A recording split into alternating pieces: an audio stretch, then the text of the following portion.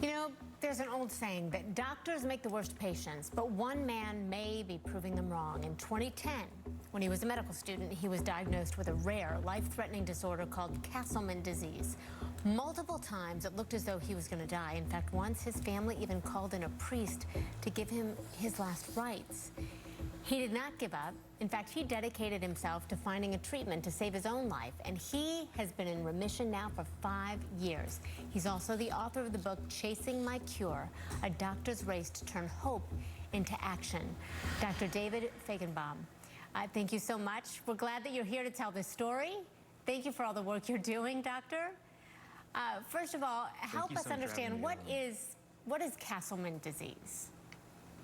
Sure, it's a rare immune system disorder where the immune system becomes hyperactivated and begins to attack and shut down your body's vital organs. It's kind of like a cross between an autoimmune disease and a cancer. It's quite rare. Only about 5,000 patients are diagnosed each year in the U.S., which makes it about as common as ALS. Wow. I understand, you know, when we talk about your parents bringing a priest in, thinking that they're reading you your last rites, that had to be so excruciating for them. How are you different for having gone through this? I learned so much about life and about living from nearly dying that time, but also nearly dying 4 more times. That's why I wrote this book, why I wrote Chasing My Cure, to share lessons learned about life and about living from nearly dying, lessons about how I've learned that I'm in overtime ever since the moment that I had my last rites read to me, but that actually we're all in overtime and we all need to make every second count, and that I realized I couldn't hope that some researcher somewhere could make progress for my disease. If I hoped for it, if I prayed for it, I needed to turn those hopes into action. And you found a cure, as I understand it.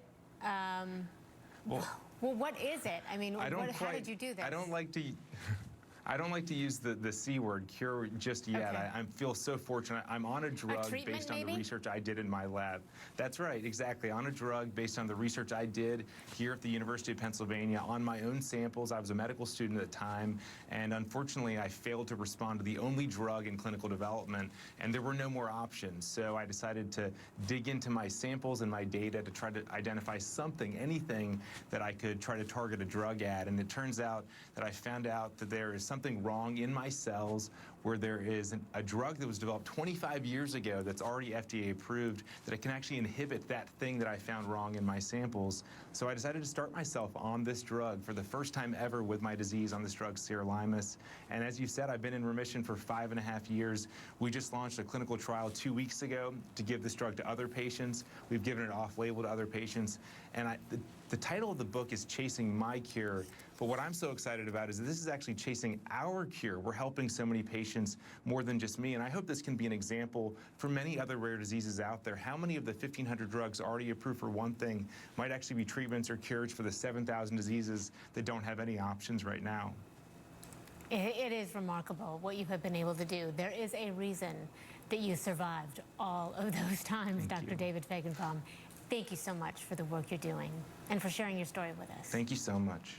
Thank you so much for having me on. Oh, absolutely. Thanks.